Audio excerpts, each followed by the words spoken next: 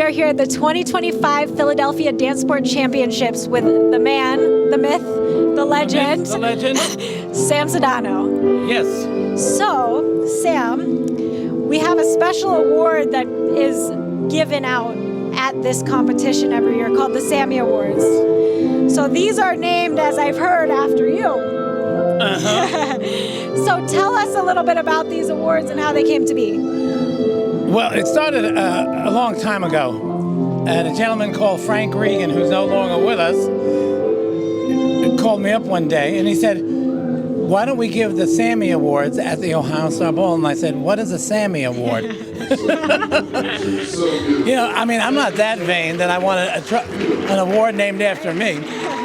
And he said, well, for excellence and dedication in the ballroom industry. I said, well, that sounds good, but I don't know if I like it.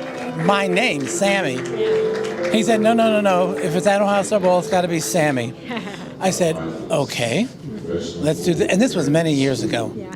And then Chuck, 2 years ago, said, well, why don't we do the Sammy Awards? And again, I said, why? I said, I'm still alive. Yeah. You know, well, at least I'm still alive to appreciate me giving an award in my name. Yeah, absolutely. It's better to be honored when you're there to see it and enjoy it. Definitely. And I said to Chuck, okay, Yeah. let's do it. And that's the way the whole thing came to be. Because, first of all, I think to get an award named after yourself is an honor, and it's great to have that. But I'm not the kind that, when I got in this industry, I wasn't the kind that was going for this kind of fame.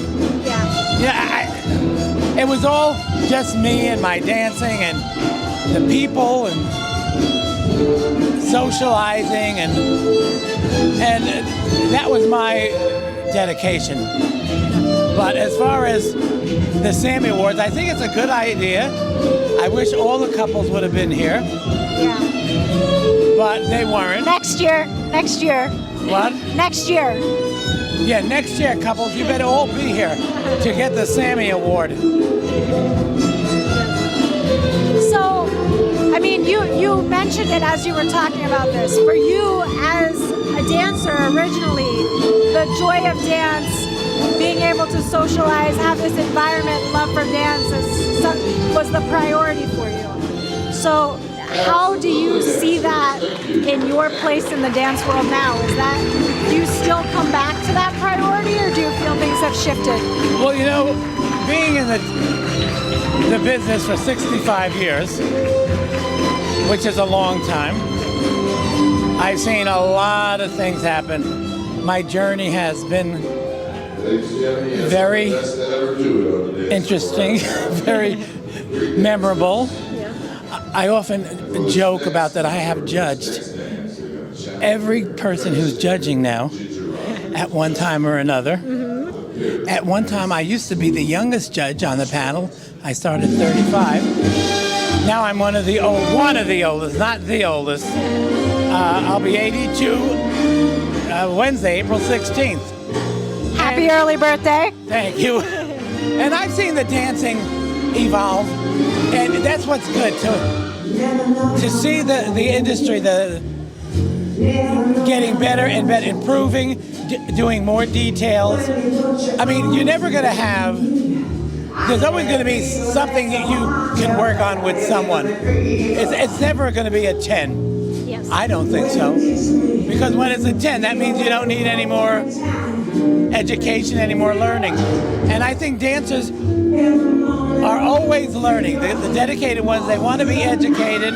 They want to further their dancing, and the only way to do that is to have an open mind. Exactly. And get all the education that you can. Yeah, absolutely. And never feel that you're there, because when you're there, that's even worse than getting there. Yes. As you know. Yes, absolutely. Because when everyone says, I can't wait till I win. I said, no, you don't. I said, because winning is even harder. Yes. I said, because that's when they really, your head's on the chopping block. But I've seen a lot of champions in my day. And it's always good just, well, what I see the biggest is today is the youth. So many kids, or so many men are dancing. In my day, there weren't that. I mean, I won Best Dancer in my senior class in 1960. Okay. I was the only guy that danced. Wow. Okay, so, I mean, I like the fact that more men are doing it.